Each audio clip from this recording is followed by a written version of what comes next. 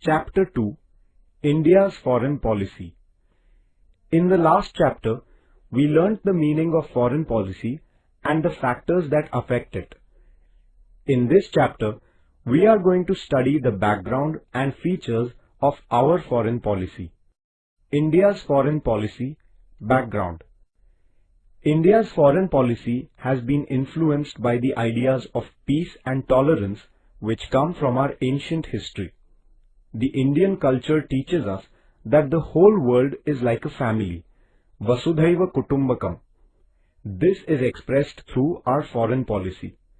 The principles of international peace and understanding which emerged from India's freedom struggle have also influenced our foreign policy. On 15th August 1947, India got her independence. As an independent nation, it was necessary for India to decide her own foreign policy. However, the broad outline of the foreign policy had been decided in the pre-independence period itself. It included the following points. 1. Opposition to colonialism. 2. Cooperation with peace-loving nations. 3. Opposing any distinction on the basis of race or color. 4. Supporting the freedom struggles in other countries. 5. Striving to establish world peace. As the head of the interim government, Pandit Jawaharlal Nehru had given a speech on 7th September 1946 in which he had clearly stated the objectives of India's foreign policy. He stressed on the need to formulate an independent foreign policy, not falling prey to the pressures of the other nations. India's foreign policy, constitutional provisions. After gaining independence, India started formulating her own independent foreign policy. Protecting the independence of the nation and preserving our territorial integrity are the basic objectives of our foreign policy.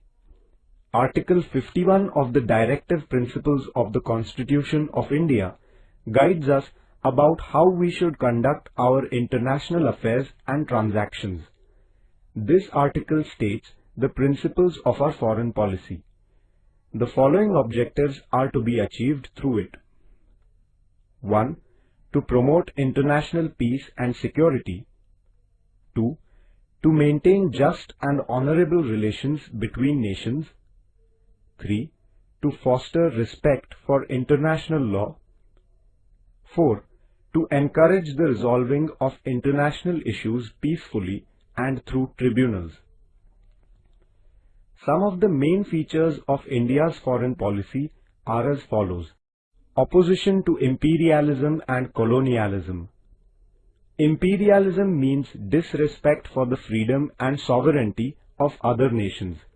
It also involves domination of the other countries in different ways to promote one's own national interest. Colonialism is also a kind of imperialism.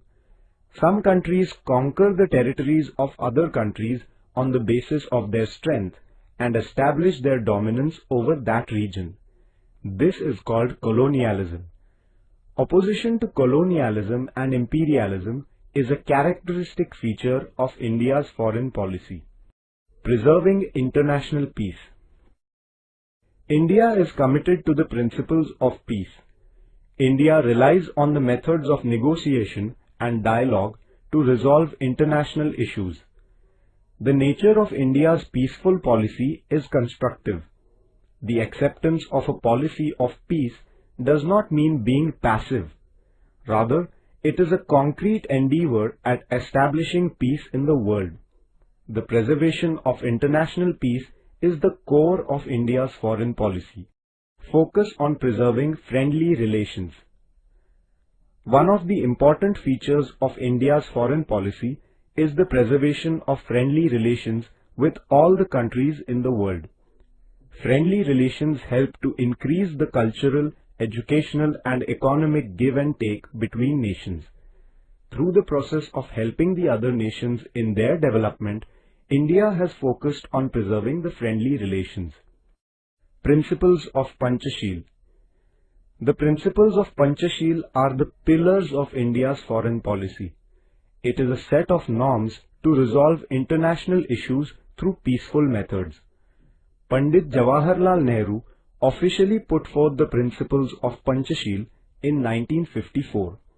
These 5 principles are as follows. 1. Mutual respect for the territorial integrity and sovereignty. 2. Mutual non-aggression.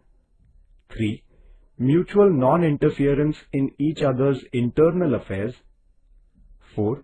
Equality and mutual benefit. 5. Peaceful coexistence.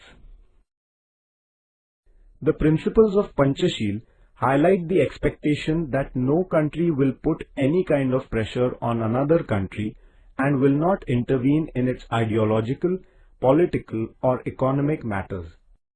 Non-alignment.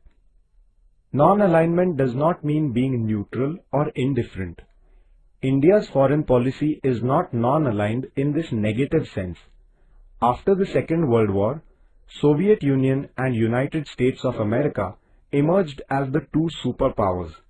The tense relations between them are referred to as the Cold War. During this period of the Cold War, there was an atmosphere of suspicion and tension in the world. The Soviet Union and the United States of America were both trying to pull the newly emerging independent countries into their camps. Pandit Nehru clearly put forward India's stand by stating that India would not join any camp as she did not wish to be dominated by anyone. Rather, she hoped for cooperation from all countries. This stand of independence and peace taken by India in the context of the Cold War is known as the policy of non-alignment. Thus, non-alignment is another remarkable feature of India's foreign policy. The non-aligned movement.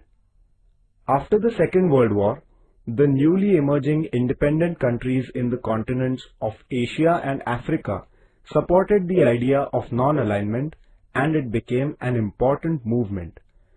This movement started in 1961 under the leadership of the first Prime Minister of India, Pandit Jawaharlal Nehru, the President of Yugoslavia, Marshal Tito, the President of Egypt, Gamal Abdel Nasser, the President of Indonesia, Sukarno, and the Prime Minister of Ghana, Kwame Nkrumah. The evaluation of the non-aligned movement. The non-aligned movement has opposed colonialism, imperialism, and apartheid, racism. It has encouraged the use of peaceful methods in resolving international disputes. India led this movement under the guidance of Pandit Jawaharlal Nehru. Subsequently also, India has been actively supporting the movement. Though the Cold War has ended, this movement continues to be important.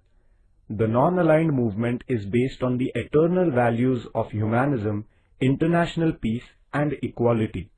It motivated the less developed countries to come together. Also, it gave a new confidence to such countries to stand with dignity in international politics.